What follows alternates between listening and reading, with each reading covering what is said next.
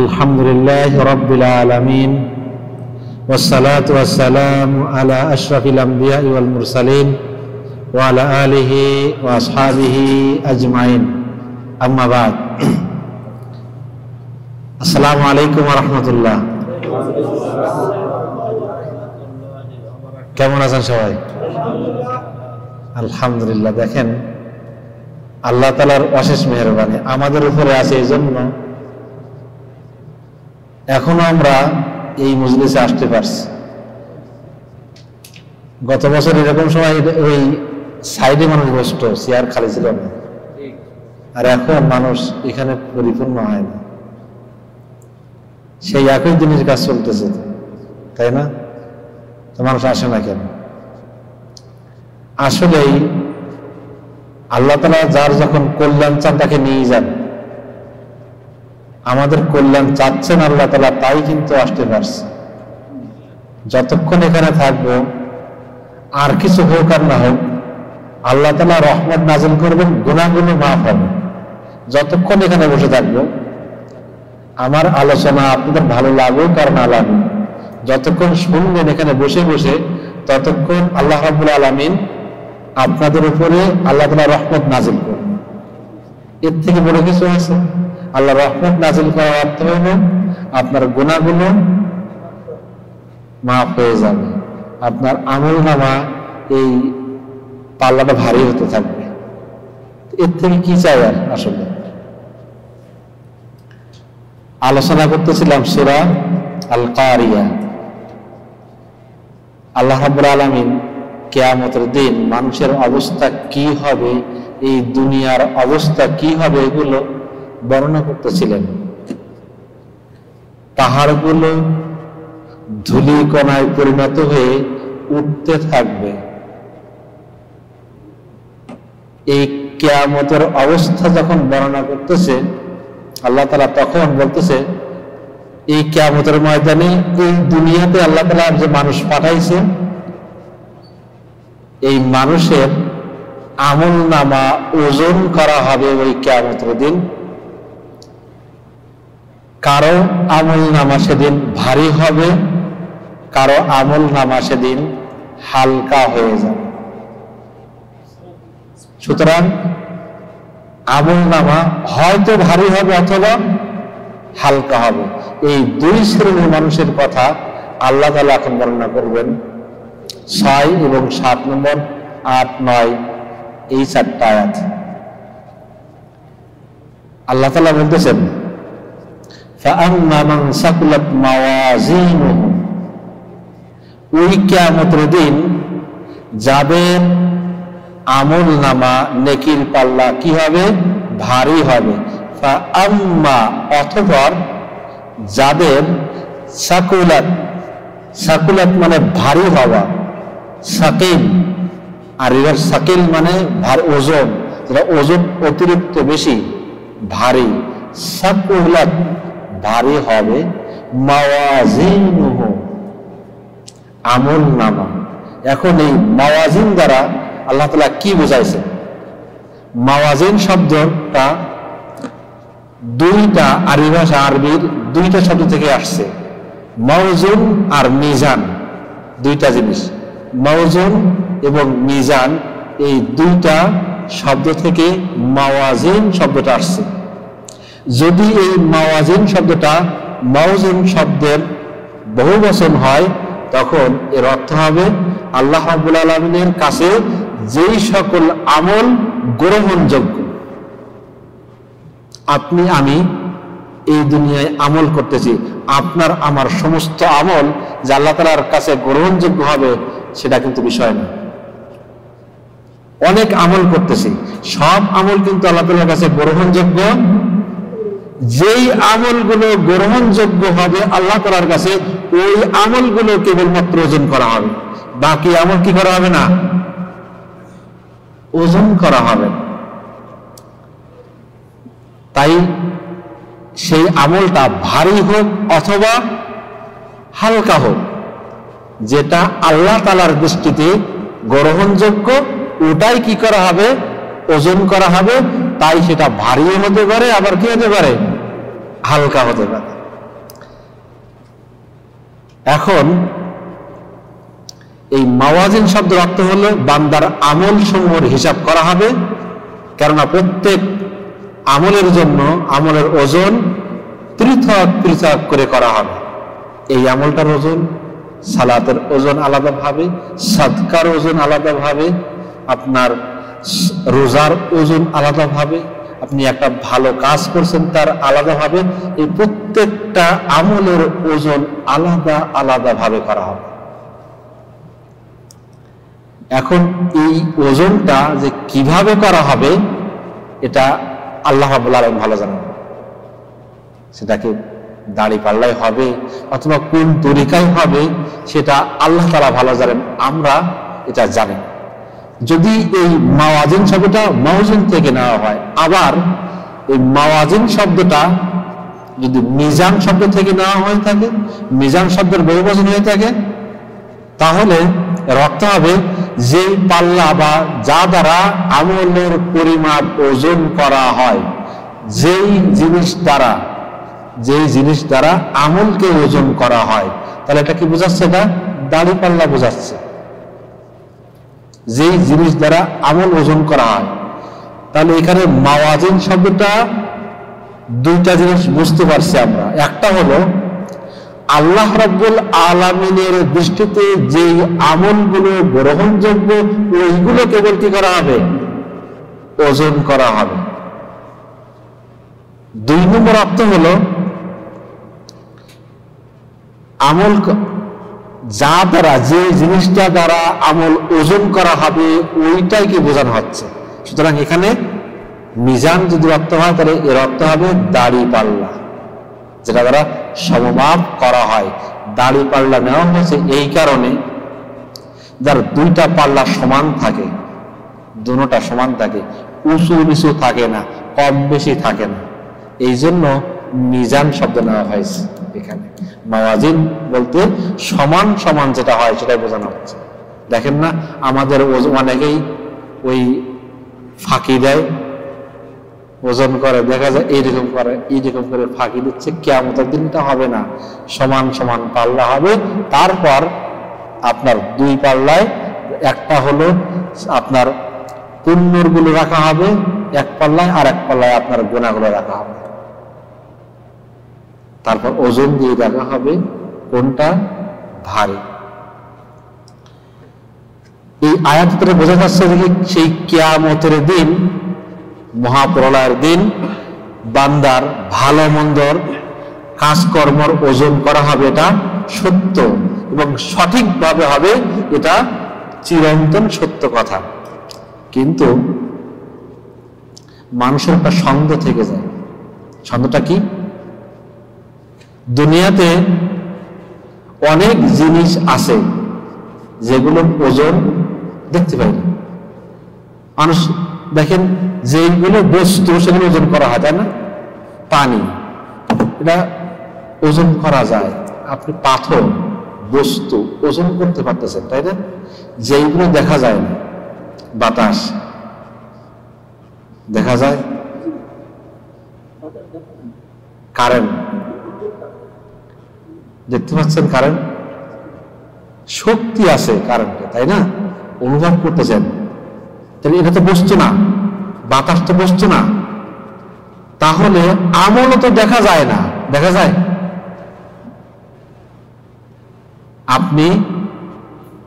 আপনি কাশিম ভাইয়ের সাথে একটু মুস্কি হাসছেন, আপনি সাদকা হয়েছে না? ভালো কাজ না এটা? আমল না এটা? তো এই আমল আপনার আমল নামা যোগ হচ্ছে না, দেখা যাচ্ছে এটা? তাহলে ওজন করবে কিভাবে? তো মানুষ তখন চিন্তা করতেছে, কল্পনা আসে, প্রশ্ন আসে মানুষের, এটা তো দেখা যায় না, ওজন করবে কিভাবে? বোঝা যাচ্ছে না আমার কথা? কিয়ামতের দিন তো বস্তুতে পরিণত না এই ভালো কাজগুলো, তাহলে কিয়ামতের দিন কিভাবে ওজন করবে? এর সঠিক সমাধান হলো, দেখেন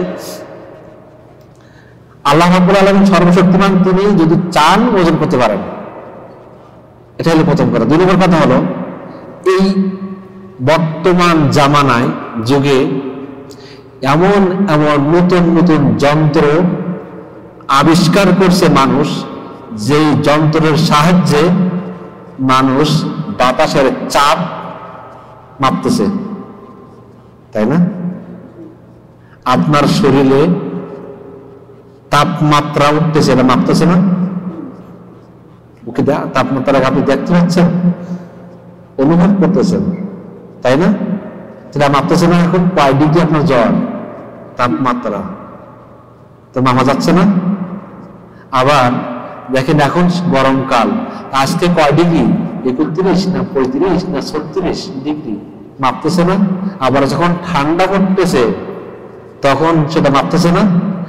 তাহলে আল্লাহ রাব্বুল আলামিন আপনাকে আমাকে এই দুনিয়ায় সৃষ্টি করছে, আপনি আমি আমাদের ব্রেন দ্বারা যদি এই বায়ু বাতাসের চাপ নির্ণয় করতে পারি, গ্রীষ্মের সময়, গরমের সময়, শীতের সময় এই গরম আর শীতের নির্ধারণ করতে পারি, মাপা যায়, তাহলে কিয়ামতের দিন আল্লাহ তাআলার কাছে আপনার আমার আমল যেগুলো দেখা যায় না সেগুলো মাপা সহজ হয়ে যাবে না? এখানে কি সন্দেহ থাকে? আল্লাহ তাআলার মধ্যে কি অসম্ভব কিছু আছে? আপনাকে আমাকে আল্লাহ তাআলা দুনিয়াতে পাঠালো অল্প জ্ঞান দিয়ে, ওমা উতিতু ইলমা ইল্লা কালিল, অল্প সংখ্যক জ্ঞান দিচ্ছে, সামান্য পরিমাণ জ্ঞান। এই সামান্য জ্ঞানে যদি কিনা আমরা এই বাতাসের চাপ মাপতে পারি, তাহলে আল্লাহ রাব্বুল আলামিন কিয়ামতের দিন আপনার আমার আমল কেন ওজন করতে পারবেন না? সুতরাং আপনি আমি যদি মনে করি যে না, এটা কারেন্ট দেখা যায় না, ও ওজন করা যাবে না, যায় না, যেরকম আপনার আমল দেখা যায় না, ওজন হবে না, সুতরাং আমল করে লাভ নাই, আপনি কিন্তু ক্ষতিগ্রস্ত হয়ে গেলেন। আমল করতে হবে। এই আমলটা যদি আপনার ইখলাসের সাথে, আন্তরিকতার সাথে হয়, আল্লাহ রাসূলের সুন্নাহর সামঞ্জস্য হয়, তাহলে এই আমলটা যদি অল্প হয়, তবে তারপরেও কিয়ামতের দিন আপনার আমলটা ভারী হবে, যদিও সেটা অল্প সংখ্যক আমল। আর আমলটা যদি বিদআতের সাথে সংমিশ্রণ হয়ে যায়, যত আপনার সংখ্যায় বেশি হোক না কেন আমল, কিয়ামতের দিন এই আমলটা ভারী হবে না। বোঝা যায় নাই? আপনি ইবাদত করতেছেন, আপনি সালাত আদায় করেন, তাহাজ্জুদ আদায় করেন, আপনি সালাতের দোহা আদায় করেন, কিন্তু আপনার এই সালাত আদায়টা রাসূলের তরিকা অনুযায়ী হচ্ছে না। রাসূল যেভাবে সালাত আদায় করতে বলছে আপনি সেভাবে সালাত আদায় করতেছেন না, তাহলে এই সালাতটার সংখ্যায় আপনার অনেক বেশি হতে পারে, কিন্তু এটা আল্লাহ তাআলার কাছে গ্রহণযোগ্য না হওয়ার কারণে এটা আপনার ওই আল্লাহ তাআলা ওজনে নিয়ে আসবেন না। সুতরাং কিয়ামতের দিন অনেক বান্দাকে আপনি দেখতে পাবেন যে যারা দুনিয়াতে সালাত আদায় করছে, যাকাত দিয়েছে, সাদকা করছে, রোজা রাখছে, কিন্তু এগুলো সে আন্তরিকতার সাথে করে নাই, ইখলাসের সাথে করে নাই, সে লোক দেখানোর জন্য করছে। যেমন দেখেন অনেক মানুষ আছে, আইরে সবাই ইফতারি করতে যায়, আমি যদি রোজা না রাখি মানুষ কি বলবে, তাই রোজা রাখে, আল্লাহর জন্য রোজা রাখে না। সবাই বলছে নামাজ পড়তে যাচ্ছে, আমি যদি নামাজ পড়তে না যাই মানুষে খারাপ বলবে আমাকে, তাই সে সালাত আদায় করতে যায়, আল্লাহ তাআলার জন্য সালাত আদায় করে না। সাদকা করে, আমাকে দানশীল বলবে তাই, দানবীর বলবে তাই সে দান করে। এদের এই দানগুলো আল্লাহ তাআলার কাছে পৌঁছাবে না, এই নামাজগুলো আল্লাহ তাআলার কাছে পৌঁছাবে না, কারণ এই নামাজ, এই সাদকা, এই রোজা আল্লাহ রাসূলের তরিকা অনুযায়ী হয় নাই। তাই এই রোজা সারা বছর রোজা রাখছে, নামাজ সালাত 5 ওয়াক্ত সে কন্টিনিউ করে, সংখ্যায় বেশি আছে, সাদকা করে, কিন্তু এইগুলোর কোয়ান্টিটি আছে, কোয়ালিটি না থাকার কারণে কিয়ামতের দিন এগুলো ওজন করা হবে না। কিন্তু অনেক মানুষকে পাবেন তাদের আমল অল্প অল্প আমল, কিন্তু সেই অল্প আমল অনেক ভারী, অনেক ভারী হয়ে যাবে।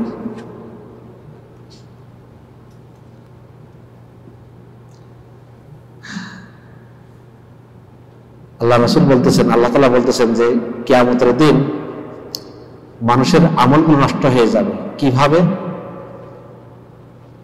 আল্লাহ তাআলা বলতেছেন যদি বান্দা তার আমলের সাথে বেদাত সংমিশ্রণ করে ফেলে তাহলে তার আমলগুলো নষ্ট হয়ে যায়। বেদাত, আপনি আমল করতেছেন কিন্তু আপনার এই আমলের সাথে বেদাত সংমিশ্রণ হয়ে গেছে, আপনার আমলটা নষ্ট হয়ে যাবে। ওই আমলটা কিয়ামতের দিন গ্রহণযোগ্য হবে না আল্লাহ রাব্বুল আলামিনের কাছে। কিয়ামতের দিন আল্লাহ রাব্বুল আলামিন কিছু মানুষকে বিনা হিসাবে জান্নাতে দিবেন। তাদের আমল ওজন করবেন না। আমল কি করবেন না? ওজন করবেন না। ইমাম গাজালি বলতেছেন কিছু কিছু মানুষ কিয়ামতের দিন আসবে যাদেরকে আল্লাহ রাব্বুল আলামিন বিনা হিসাবে জান্নাতে দিবেন। তাদের আমল ওজন করা হবে না, দাড়ি পাল্লা দিয়ে ওজন করা হবে না। তাদের হাতে আমলনামা দেওয়া হবে না। কি করা হবে? তাদের হাতে দেওয়া একটা নাজাত নামা, মুক্তিপ্রাপ্ত লেখা থাকবে। জহির বিন তার বাবার নাম লেখা থাকবে, সে নাজাত প্রাপ্ত। এইটা নিয়ে যাবে ওই জান্নাতের গেটের দরজায় যারা থাকবেন, দেখাবে জহির সাহেব চলে যাও। তাদের আমল কিন্তু না ওজন করা হবে না, তাদের ডান দিক থেকে আসবে না বাম দিক থেকে আসবে না, কিচ্ছু করা হবে না। হাতে দেওয়া হবে একটা, অটোমেটিকলি আপনার হাতে চলে আসবে আপনার একটা সার্টিফিকেট, নাজাত প্রাপ্ত না একটা সার্টিফিকেট, নাম থাকবে, বাবার নাম থাকবে। আল্লাহ তাআলার কাছে এই জন্য দোয়া করতে হয় সব সময়, আল্লাহুম্মা হাসিবনা হিসাবাই ইয়াসিরা। এটাই হলো সবচেয়ে উত্তম পদ্ধতি। এরপরে আল্লাহ তাআলা বলতেছেন যাদের এই আমল নামা মিজানের পাল্লা কি হবে? ভারী হবে। ফাহুয়া ফি ইশাতির রাদিয়া, তাই কোথায় বাস করবে? তারা ওই জান্নাতে কি করবে? আরাম আয়েশে সুখ শান্তিতে বসবাস করবে। যদি মনে হয় যে এখন আপেল খাবো, আপেলটা তার মুখের কাছে এসে জ্বলতে থাকবে। যদি মনে হয় যে না আমার একটা ওই লাল আঙ্গুর খাওয়ার ইচ্ছা যাচ্ছে, অটোমেটিক আপনার সামনে লাল আঙ্গুরটা এসে ঝুলতে থাকবে। কি চান থেকে? আর জান্নাতের ভিতরে আপনি যেখানে থাকবেন না, তা আপনার ওই কি বলে খাটের নিচ দিয়ে থাকবে, দেখবেন যে নহর যাচ্ছে, মাছগুলো যেখানে চলাফেরা করে না, কেউ সুন্দর লাগে না? তা আপনি ঘুমায় আছেন উপরে, আপনার তলা দিয়ে যদি কিনা এই নদীর মতন চলতে থাকে, স্রোত যাচ্ছে, মাছ ঘুরতেছে, স্রোত যাচ্ছে, কি সুন্দর পানি, স্বচ্ছ পানি, নিচটা দেখা যায়, হাওয়া কি সুন্দর। মানুষের কল্পনা না দুনিয়াতে, তা আপনার এতে কি চান? সেই জায়গায় থাকবেন। যাদের আমল আল্লাহ তাআলার কাছে কবুল হয়ে যাবে, তাদের এই মিজানের পাল্লা ভারী হয়ে যাবে, তাদের জন্য আল্লাহ রাব্বুল আলামিন ওই জায়গাটা রেখে দিয়েছেন। দুই নম্বর শ্রেণীর মানুষ হলো যাদের মিজানের পাল্লা কি হবে? হালকা হবে। যাদের আমলটা হালকা হবে, ওজনটা কি হবে? হালকা হবে, যেটা ভারী হবে না। আর তাদের ঠিকানা হবে জাহান্নাম। আল্লাহ তাআলা বলেছেন ওয়া আম্মা মান খাফফাত মাওয়াজিনু, যাদের ওই পাল্লাটা কি হবে, খাফফাত, খাফিফ, হালকা হবে, হালকা, তাদের কোথায় জায়গা হবে, ফাউম্মুহু হাওয়াতে তাদের জায়গা হবে। এখন আল্লামা কুরতুবী বলতেছেন কিয়ামতের দিন 3 শ্রেণীর মানুষ বিভক্ত হবে। কয় শ্রেণী? 3 শ্রেণীর বিভক্ত হবে মানুষ। প্রথম শ্রেণী হলো মুত্তাকি। ভালো করে শুনেন, প্রথম শ্রেণী কি? মুত্তাকি। তাদের আমল নামায় কোনো কবিরা গুনাহ থাকবে না। কি থাকবে না? কবিরা গুনাহ থাকবে না। তাদের আমলগুলো, এই যে মিজানের 2টা পাল্লা, একটা পাল্লা থাকবে উজ্জ্বল, সবসময় আলোকিত, এই পাল্লা রাখা হবে তাদের আমল নামাগুলো। আর যখন তাদের আমল নামাগুলো এই উজ্জ্বল আলোকিত পাল্লায় রাখা হবে, এইটা ভারী হয়ে একেবারে নিচে চলে যাবে, আর একটা পাল্লা শূন্যে উঠে ঝুলতে থাকবে, ওইটা নিচে নামার সম্ভাবনা থাকবে না। তাহলে তারা সবাই কি? জান্নাতি। প্রথম দল। 2 নম্বর দল হলো সত্য প্রত্যাখ্যানকারী। তাদের অবিশ্বাস ও পাপের বোঝা রাখা হবে অন্ধকার পাল্লা। তারা যে দুনিয়াতে তারা আল্লাহ তাআলার এই যে আয়াতকে, নিদর্শনকে বিশ্বাস করত না, সালাত আদায় করে না। কি কারণে? বিশ্বাস করে না কিয়ামতের দিন আবার এই যে মানুষ মারা যাবে, সেই নিঃশ্বাস ধ্বংস হয়ে যাবে, নিঃশ্বাস হয়ে যাবে, একেবারে কিছুই থাকবে না, এখান থেকে এই মানুষ কিভাবে আবার উঠবে। এই জন্য কেন যারা আল্লাহ তাআলাকে অস্বীকার করে, তারা কেন আল্লাহর ইবাদত করে না? তাদের যুক্তি হলো আমরা এই দুনিয়াতে মারা যাব, শেষ হয়ে যাব, আবার কিভাবে সেই কিয়ামতে উঠবো, এই বিশ্বাস তাদের নাই। এই কারণে তারা আল্লাহর নাফরমানি করে। তা যারা এই আল্লাহকে অবিশ্বাস করে, সত্য প্রত্যাখ্যানকারী, তাদের পাপের বোঝাগুলো এই অন্ধকারের যে পাল্লা আছে, যেটা অন্ধকারের সামনে, ওই পাল্লা রাখা হবে। তারা যে ভালো কাজ করবে তা কিন্তু না, তারাও কিন্তু ভালো কাজ করে। দেখেন, আমরা গরিব দেশের মানুষ, এই যে ইউরোপ, আমেরিকা, ওরা আমাদের সাহায্য করতেছে না, কোটি কোটি ডলার দিচ্ছে, তাই না? ভালো কাজ না এটা? বোঝা যাচ্ছে নাকি? তারা তাদের এই আমলটা কিন্তু রাখা হবে, কিন্তু এটা হালকা হবে। কারণ কি? তাদের ঈমান, এই কারণে তাদের এটা কিন্তু ভারী হবে। তারা কিন্তু ভালো কাজ করতেছে।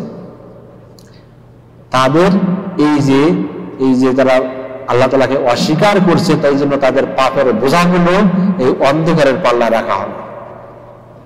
3 নম্বর হলো মুমিন কিন্তু পাপ করছে। 3 নম্বর দল মুমিন কিন্তু কি করছে? আপনারা আমরা সবাই মুমিন না? আমরা কি ফেরেশতা নাকি? পাপ করতেছি না? আমরা তো মুমিন, ঈমান আনছি না আল্লাহ তাআলার উপরে, আমরা তো মুমিন, আমরা পাপ করতেছি না। 3 নম্বর শ্রেণী হলো পাপী মুমিন বান্দা। পাপী মুমিন বান্দা, তাদের পাপ এবং পুণ্য 2 পাল্লা রাখা হবে। কথা বোঝা যাচ্ছে? পাপ এবং পুণ্য কয় পাল্লায়? দুনো সাইড 2 পাল্লা রাখা হবে। যদি তাদের পাল্লাটা সমান সমান হয়ে যায়, বোঝা গেছে? যদি তাদের দুনো পাল্লা সমান সমান, 19-20 না, সমান সমান দুনো পাল্লা, তাহলে তাদের জায়গা কোথায় হবে? তাদের জায়গা হবে আরাফ। আরাফে জায়গা হবে। আরাফটা কি? জান্নাত এবং জাহান্নামের মাঝখানে একটা দেওয়াল আছে, ওই দেওয়ালের উপরে। আমি বোঝাই কিভাবে, এই দেখেন, এটা হলো জান্নাত, এটা জাহান্নাম, মাঝখানে একটা দেওয়াল, এই দেওয়ালের উপরে থাকবে, এটা হলো আরাফ। কথা বোঝা গেছে? আরো বোঝাচ্ছে একটু পরে। এই যাদের ওজনের পাল্লা কি হবে? সমান হবে। কথা আছে এখানে, যদি আপনার এই যে পাপগুলো অথবা যেগুলো মুমিন বান্দা পাপ করছেন, এই পাপগুলো যদি হকুল্লাহ আল্লাহ তাআলার সাথে সম্পৃক্ত হয়, তাহলে এটা আল্লাহ তাআলার ইখতিয়ারের ভিতরে। আপনার অবস্থান কোথায়? আরাফে, না জান্নাতে না জাহান্নামে। জায়গাটা কোথায়? আপনি কিন্তু মুমিন, পাপী মুমিন, মুমিন বান্দা কিন্তু পাপ করে ফেলছেন। জায়গাটা হবে আরাফে। আপনার এই পাপগুলো যদি আল্লাহ তাআলার হকের সাথে সম্পৃক্ত হয়, আল্লাহ চাইলে আপনাকে ক্ষমা করে দিয়ে জান্নাতে দিয়ে দেবেন, আবার আল্লাহ যদি চান তাহলে আপনাকে, বোঝা গেছে? আর যদি আপনার এই হকটা বান্দার সাথে সম্পৃক্ত হয়, লোকমান সাহেব জহির সাহেবের কাছ থেকে 5,000 টাকা ধার নিয়েছিল, ও মরে গেছে, দেই নেই। এটা কার সম্পৃক্তটা? কার সাথে? বান্দার সাথে। উনি তার কাছ থেকে না পৌঁছায় নাই, পরিশোধ করে নাই, মারা গেছে। এখন উনি সেই ওনার জায়গা এখন আরাফে। এখন ওনার সম্পর্ক কিন্তু কার সাথে? জহির সাহেবের সাথে। এখন আল্লাহ রাব্বুল আলামিন ওনারকে বলবেন যে ওনার কাছ থেকে মাপ চেয়ে নাও। কার কাছ থেকে? বান্দা থেকে। যদি সে মাফ করে দেয় আলহামদুলিল্লাহ, যদি বলে যে না আমার অপরাধগুলো এখন তোমাকে নিতে হবে, বোঝা গেছে? বাধ্য হয়ে তাকে নিতে হবে। কার? ওই বান্দাকে নিতে হবে। এখন সে ওনার অপরাধগুলো, সে পাপগুলো কি নিয়ে যাবে, নেওয়ার পরে যদি তার এই পাপের পাল্লা ভারী হয়ে যায়, কোথায় যাবে? জাহান্নামে। রাসূল সাল্লাল্লাহু আলাইহি ওয়াসাল্লাম একদিন বসে আছে, সাহাবায়ে কেরাম সামনে আছে, উনি কাঁদতেছে, চোখ দিয়ে পানি আসতেছে, কিন্তু সাহাবায়ে কেরামের সাহস নেই রাসূলকে জিজ্ঞেস করার। বসে আছে সামনে। কিছুক্ষণ পরে আল্লাহ রাসূল হাসতেছে। সাহাবায়ে কেরাম কিছুক্ষণ পরে আর থাকতে পারে, জিজ্ঞেস করতেছে, ইয়া রাসূলুল্লাহ, আপনি একটু আগে কাঁদতেছেন, চোখ দিয়ে পানি বেরোচ্ছে, এখন আপনি আবার হাসতেছেন, এর রহস্যটা বুঝতে পারলাম না। হাদিসটা মুস্তাদদের হাকিমে আসছে, আপনি আমাদের একটু বলুন। রাসূল বলতেছে, আমি দেখতেছি দুই বান্দা কিয়ামতের দিন এই যে বান্দার হক দেয় নাই, এক বান্দা আরেক বান্দার কাছে তার হক পাওনা দাবি করতেছে। এখন সে কোথা থেকে দিবে? এখন তার তো আর কিছু নাই, এখন তার আমল দিতে হবে। প্রথমে বলতেছে কি, আমার পাপগুলো তোমাকে সব নিতে হবে। বাধ্য হয়ে সে তার পাপগুলো নিয়ে নিল। তারপরে বলতেছে যে না, আমার এখনো শোধ হয় নাই, কি করতে হবে? তোমার যে পুণ্যগুলো, তোমার যে সবগুলো আছে, ওগুলো সব আমাকে দিতে হবে।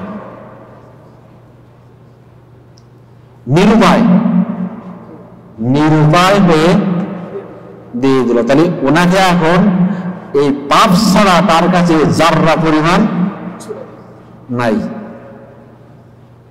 আল্লাহ রাসূল তখন কাঁদতেছে, দেখতেছে যে কি ঘটনা ঘটতেছে। ওনাকে ফেরেশতা এসে বলেছে যে তোমার জন্য জান্নাত হবে, তুমি চলো। এই বান্দাটা এখন এনাকে কোথায় নিয়ে যাওয়া হবে? জাহান্নামে। ফেরেশতা এসে গেছে, জাহান্নামে নিয়ে যাওয়া হবে। ওনাকে জান্নাতে নিয়ে যাওয়া হয়েছে। জান্নাতের ভিতরে যখন গেছে, উনার জান্নাতে যখন দেওয়া হলো, উনি দেখতেছে ওই যে উপরে আর একটা জান্নাত আছে, নিচ থেকে আরো শত শত গুণ ভালো ওই জায়গাটা। ওনার তখন খায়াস আসছে যে আমার জায়গাটা ওখানে চাই। জিজ্ঞাসা করতেছে ফেরেশতার কাছে, আমার তো জায়গা এখানে, আমি কিভাবে ওখানে যেতে পারবো? এই পথ আমাকে বাতলাই দাও। উনি কিন্তু জান্নাতের ভিতরে, এমন না জান্নাতের বাহিরে, উনি কি জান্নাতি, জান্নাতের ভিতরে চলে গেছে, তারপরেও হচ্ছে স্যাটিসফাই না, ওখানেই যেতে হবে। ফেরেশতা বলতেছে ওই জায়গাটা হলো নবী, রাসূল এবং শহীদদের জায়গা। ওখানে নবীরা থাকবে, রাসূল থাকবে, আর দুনিয়াতে যারা শাহাদাত বরণ করছেন তারাই ওই জায়গায় যাবে। ওনার আর সুযোগ নেই দুনিয়ায় এসে শহীদ হয়ে যাবার, কিন্তু ওনার তামান্না হলো যে ওই জায়গাটা চাই চাই। আবার জিজ্ঞাসা করতেছে, আমাকে পথ বাতলে দাও যে ওই জান্নাত আমার চাইতে হবে, যেতে হবে। তখন আল্লাহ বলতেছেন যে তুমি যদি এখন তোমার ওই যে ভাইয়ের কাছ থেকে তুমি তার সওয়াবগুলো নিয়ে নিছো, তাকে তুমি যদি ক্ষমা করে দাও, তাহলে তোমার ওই জায়গায় তোমার দিয়ে দিব। উনি বলতেছে ওনার কাছে আমার কোনো চাওয়াই নাই, সব দিয়ে দিলাম, আমার জায়গা ওটা দরকার, আমার কোনো হক বা দাবি নেই। যখন এই কথা বলছে তখন তার সওয়াব ফিরাই দিল। দেওয়ার পরে ইনিও জান্নাতি, উনি জান্নাতে যাচ্ছে। তা আল্লাহ বলতেছে তুমি একা যাবা কেন, তোমার ভাইকে সাথে করে নিয়ে যাও। উনি আসছে, ওনার হাত ধরে নিয়ে যাচ্ছে কোথায়, সেই জান্নাতে। এই দৃশ্য যখন দেখতেছে আল্লাহ রাসূল তখন হাসতেছে। সুবহানাল্লাহ। তা আমাদের শিক্ষা কি এখান থেকে? আমাদের মানুষকে ক্ষমা করে দিতে হয়। আল্লাহ রাসূলের একজন সাহাবী জান্নাতি,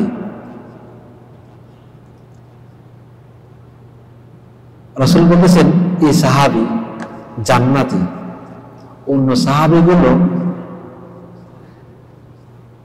জিজ্ঞেস করতেছে তার আমলটা কি, খুঁজতেছে আমলটা কি, আমল কি কারণে সে আমাদের মতন, আমরা যা করি তাই করি করে সে, কিন্তু আল্লাহ রাসূল তাকে জান্নাতি বলছে, খোঁজ করে করে পায় না।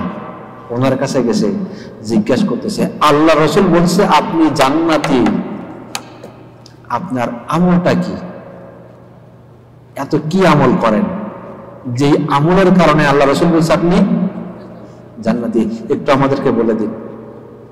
সাহাবী বলতেছে আমি তেমন কোনো আমল করি না, তবে আমি যখন প্রত্যেক দিন রাতে ঘুমাতে যাই, বালিশটার উপরে মাথাটা রাখি, তখন আমার ভাইদের উপরে আমার যত রাগ ছিল, যত যা ছিল সব আমি মিটিয়ে দিয়ে যাবার ঘুমাতে যাই। বোঝা যাচ্ছে? মিটিয়ে দেওয়া মানে কি? ক্ষমা করে দিয়ে আমি ঘুমাতে যাই। এই কাজটা শুধু আমি করি। এই দেখেন, এই সাহাবীর এইটুক আমল অতিরিক্ত, এই আমলের কারণে সে, আর আমরা করি কি, কালকে যাইয়া ও কি করছে আমার বিরুদ্ধে 3 গুণ করবো, ওরা পরিকল্পনা করি আজকে যে ওরে কালকে কিভাবে তারে, কোন ভাবে তাকে কাছে ফেরানো যায়, হ্যারাস করা যাবে, তার কোন সাইড দিয়ে তাকে ধরা যাবে, কার সাথে কথা বললে ওর কফিলের কাছে বলতে হবে লাগাই লাগাই যাতে কাজটা বের করতে হয়, কোম্পানির সাথে বলবে ওর জন্য বেতনটা কমাই দেয়, এর বিরুদ্ধে লাগবে ওর জন্য দাওয়াতি কাজ না করতে পারে। এই চিন্তা করি, চিন্তা করেন না আপনার আমার আর ওই সাহাবীর এই আমলের পার্থক্য আছে না? আজ থেকে কি করব? সবাইকে ক্ষমা করে দেওয়া যাবে ইনশাআল্লাহ।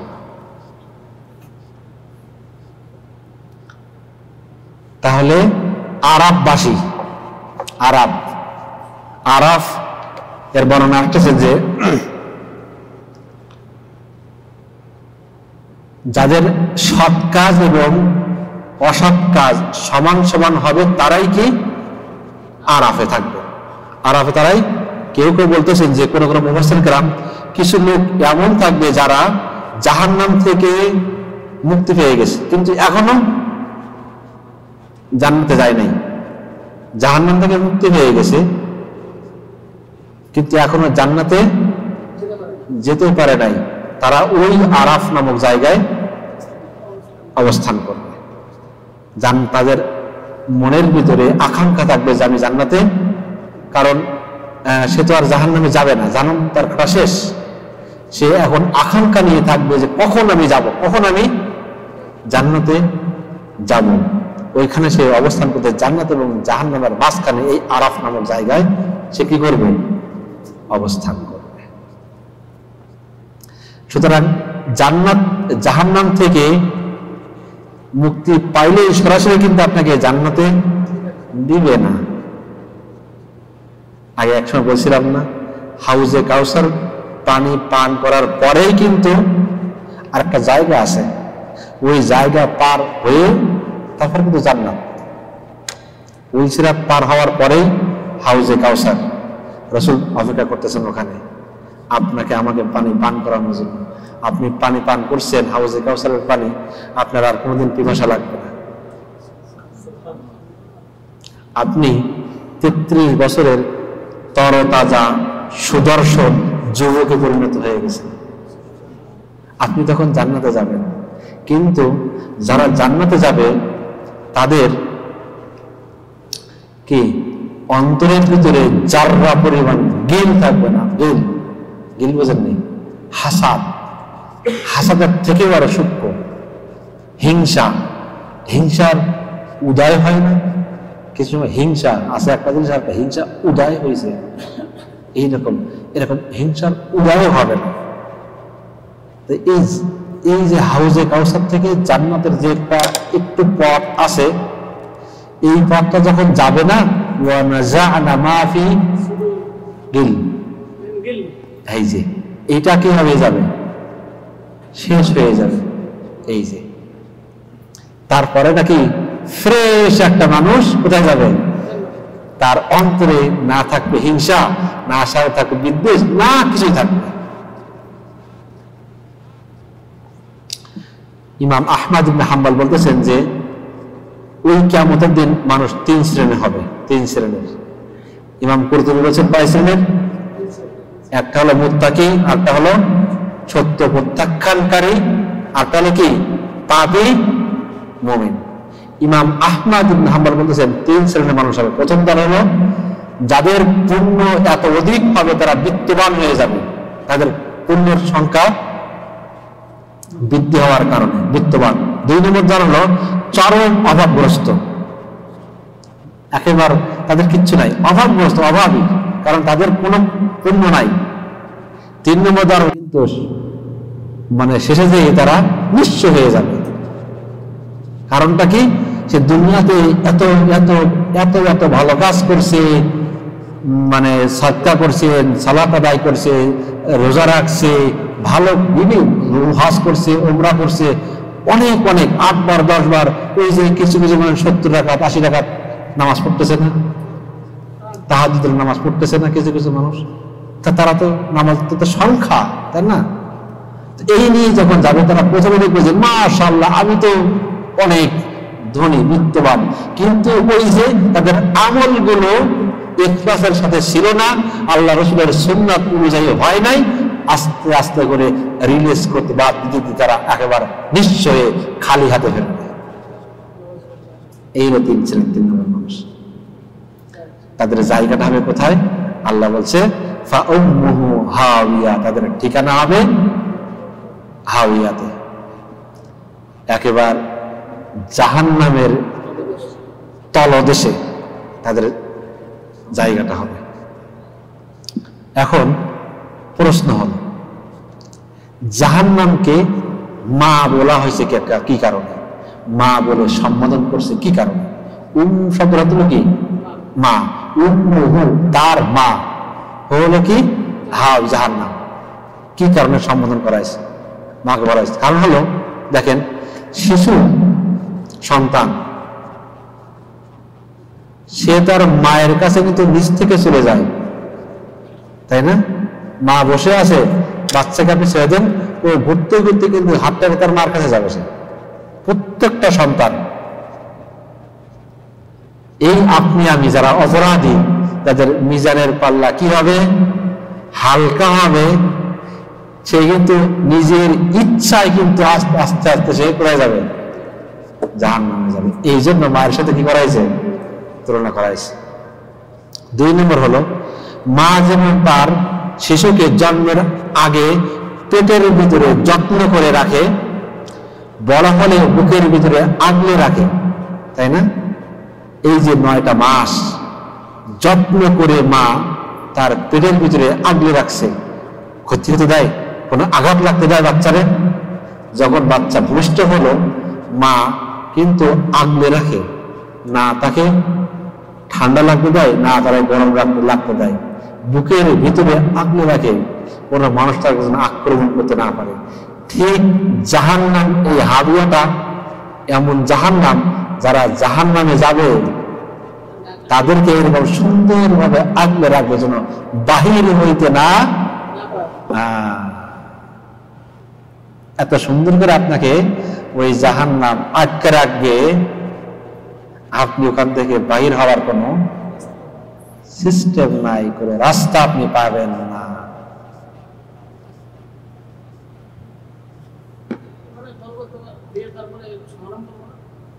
না, সাগরে করতে পারবে না ওখানে আর কোনো।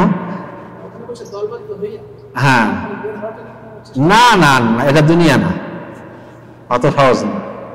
ইবনে আব্বাস বলতেছেন, যেভাবে মায়ের কোলে শিশুর আবাসস্থল, সন্তান সবচেয়ে নিরাপদ জায়গা মনে করে তার মায়ের কোল। দেখবেন যত বাচ্চা কাঁদুক না কেন, মা যেখানে থাকুক না কেন, মা কিন্তু টের পায়। বাচ্চা কাঁদতেছে এই রুমে, মা অন্য রুমে, মা কিন্তু টের পায়। আবার ওই বাচ্চা মায়ের কোল ছাড়া অন্যের কোলে গেলে কিন্তু চুপ করে না। কারণটা কি জানেন? কারণটা হলো, মায়ের কোলে যখন যায়, এই যে মায়ের পেটের ভিতরে ছিল না একটা উষ্ণ আবহাওয়া থাকতো, ওইটা মা যখন বাচ্চাকে কোলে নেয়, ওই উষ্ণটা অনুভব করে বাচ্চা, তখন বুঝতে পারে যে এটা আমার মা, এটাই আমার জায়গা, আমার অরিজিনাল জায়গা এটাই। ঠিক তেমনি ভাবে আপনিও বুঝবেন যে আপনার এই উষ্ণতার জায়গা হলো ওখানে ছাড়া আপনার মন টিকবে না, ওখানে যেতে হবে। কিছু কিছু মুফাসসিরিন বলতেছেন যে এই মা শব্দের অর্থ হলো মস্তিষ্ক, দিমাগ। কারণটা কি? যারা জাহান্নামে যাবে তারা এই মাথার উপর ভর করে যাবে। আপনাকে অত সহজে সুন্দরভাবে 2 পায়ের উপরে হাঁটাই হাঁটাই নিয়ে যাবে তা কিন্তু নিয়ে যাবে না। মামার বাড়ি না যাতে প্লেনে করে নিয়ে যাবে, আপনাকে ধাক্কাতে ধাক্কাতে নিয়ে যাওয়া হবে ওই জাহান্নামে। আল্লাহ তাআলা তারপর বলতেছেন,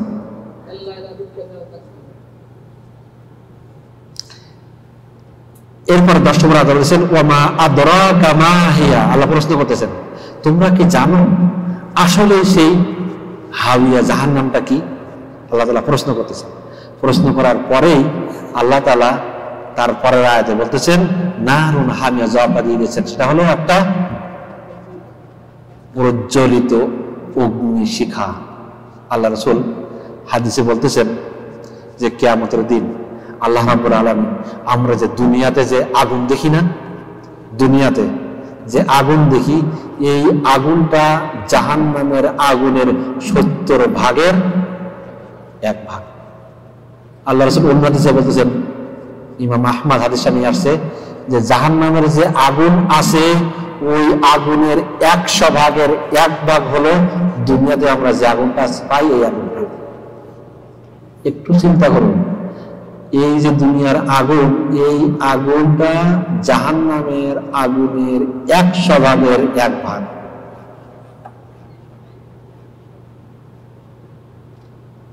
চিন্তা করুন একটু। আল্লাহ রাসূল বলতেছেন, উকিদা আলান নারি আলফ সানা হাত্তা আহমাররাত। আল্লাহ রাব্বুল আলামিন জাহান্নামের আগুনকে 1000 বছর জ্বালাইছে। ও এদা জ্বালানো হয়েছে জাহান্নামের আগুনকে কত বছর? হাত্তা আহমাররাত, এই রংটা কি হয়ে গেল? লাল বর্ণ হয়ে গেল 1000 বছর জাল দেওয়ার পরে। সুম্মা উকিদা আলাইহা আলফ সানা, এই লাল আগুনটা আবার কত বছর জ্বালালো? 1000 বছর জ্বালানোর পরে হাত্তা আবিয়াদ্দাত, এই লাল আগুনটার রং চেঞ্জ হয়ে সাদা করে কি হয়ে গেল? সাদায় পরিণত হয়ে গেল। 1000 বছর জ্বালানোর পরে লাল হয়ে গেল, তারপর আবার 1000 বছর জ্বালানোর পরে আগুনটা সাদা হয়ে গেল। আল্লাহ রাসূল বলেন সুম্মা উকিদা আলাইহা আলফ সানা, এই আগুনটা আবার 1000 বছর জ্বালানো হলো। হাত্তা আসওয়াদ্দাত, কি হয়ে গেল? এটা কালো হয়ে গেল। ফাহিয়া সাউদা, সুতরাং এই জাহান্নামের আগুনটা কি এখন কি? জাহান্নামের যেই আগুনে, যেই হাবিয়া জাহান্নামে আপনাকে আমাকে নিক্ষেপ করা হবে, যদি আমাদের আমলের পাল্লাটা হালকা হয়ে যায় তাহলে ওই জায়গাটায় ফেলানো হবে, ওই জায়গাটা অন্ধকার, আপনার পাশের লোককে আপনি দেখতে পাবেন না, এত ঘুটঘুটে অন্ধকার হয়ে যাবে ওই জায়গাটা। চিন্তা করুন তাহলে কত কঠিন সেই জায়গা।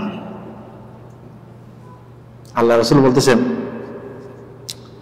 কিয়ামতের দিন যাকে সবচেয়ে অল্প আযাব দেওয়া হবে, তাকে কম আযাব দেওয়া হবে, তার 2 পায়ে 2টা আগুনের জুতা পরাই দেওয়া হবে।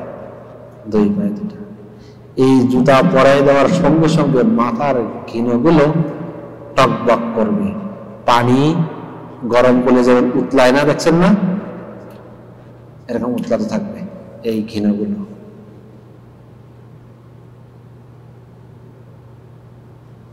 তাহলে আমরা এই সূরা থেকে কি শিখলাম? কিয়ামত হবে, এটা সত্য। পাহাড়গুলো চূর্ণ বিচূর্ণ হয়ে উঠতে থাকবে, মহাপ্রলয় হবে, এটাও। আপনার আমার আমলগুলো ওজন করা হবে, এটাও সত্য। আবার এটাও সত্য যে আমলগুলো আল্লাহ তাআলার কাছে গ্রহণযোগ্য হবে ওইগুলোকে ওজন করা হবে, অন্য কোনো আমল গ্রহণ করা হবে না। আপনার আমার মিজানের পাল্লা যদি হালকা হয়ে যায়, জাহান্নামে যেতে হবে, যেই জায়গাটা হলো অন্ধকার, আপনার পাশের মানুষ দেখতে পাবেন না।